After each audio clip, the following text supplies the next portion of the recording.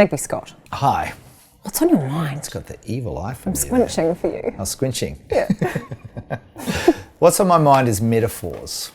So the power of metaphor to reframe. So last week, I had a bunch of people and I asked them to come up with a metaphor for how they're experiencing their work right now. Like, and so, of course, people come up with spinning plates or juggling balls. And that was good. So they had to do that. And then I said to them, okay, now come up with a completely different metaphor about how you're experiencing your work. Yeah. And the one who came up with spinning plates went, oh, I'm kind of like a cork on the ocean. Right. So a different metaphor. And she went, that's interesting. Which one is more real for me? And so she started to stand back from her story and go, what story am I telling here? That was helpful. Then I said, okay, who's got a metaphor that kind of you're subject to the forces at play? And most people put out their hands.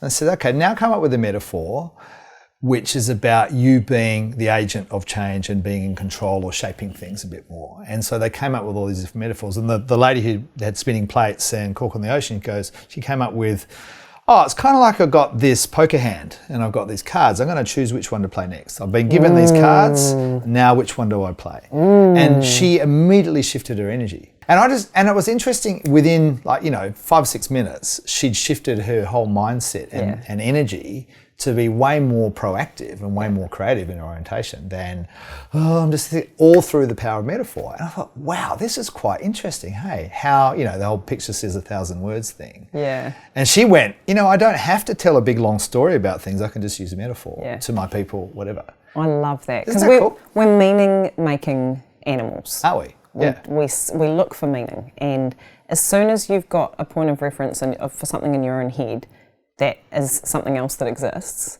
you just unleash this completely new version of your life. I love that. Yeah. I remember when I was resisting coming to live in New Zealand, I didn't want to come back and live here because I loved Western Australia and my wife was keen to come back. And I went and saw a counsellor and she said, you're talking like New Zealand's just like, purgatory and you're going to hell. What about if you had a different metaphor for it and you were the one who was writing a chapter of the book called Your Life and you were holding the pen?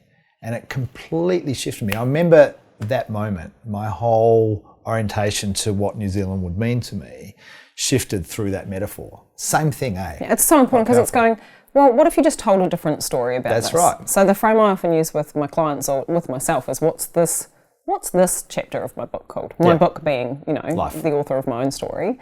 What could this chapter be called? What if there was a different story? Because I reckon all the things happen, right? Things happen to you, you make things happen, whatever. And nothing is inherently good or bad anything. It just is. Things just are. They happen, and it's up to you to decide what they mean. You get to write your own thing.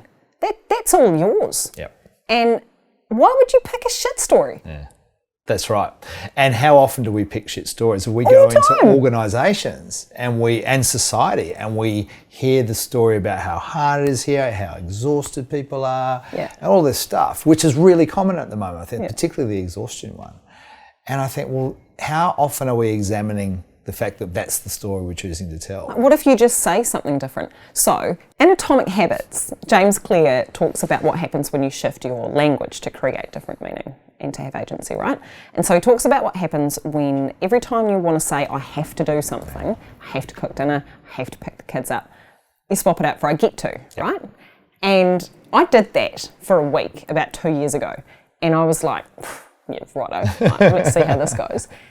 And the difference in how it even feels to say out loud, I get to cook dinner, and you're like, oh, because I'm home. Lucky me. I've got food in the fridge. Yeah. That's not bad, is it? Yeah. Absolutely. And so it's that the reason we have language in the first place is so that we can create meaning together, but it's also a lever for us to create meaning for ourselves. And if we've got that available to us, and the world's happening anyway, like, why don't we just tell a better story? I love that. I love it. You know what? There's this thing. I think a lot of people think of language as a way to describe the world, whereas in fact, I think that's one thing to do, describing the world, but it's also a way to create the world. Totally. And so what you've just done in that example is you've created a different world. You've created a different world experience, in fact, because the world is what it is, and it's how you experience the world. It's the power of language, eh? It's good, eh? Yeah, who's doing this wrap up? So we're meaning-making creatures, right? We're always looking for a different way to understand the world or a new way to frame our own experiences. But how magical is it when you get to choose a new way of thinking, when you get to choose your own story? We reckon that's pretty cool. We do.